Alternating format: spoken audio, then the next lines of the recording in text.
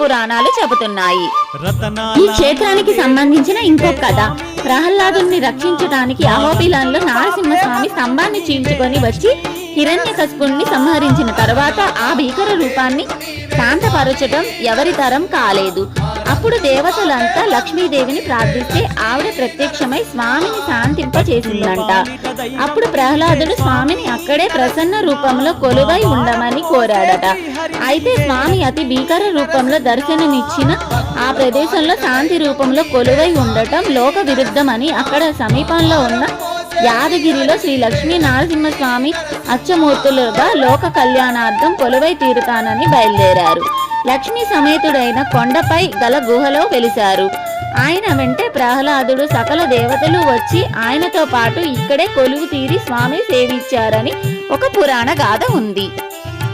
రాక్షసుల సంహారం చేసి లోక కళ్యాణం చేశారు.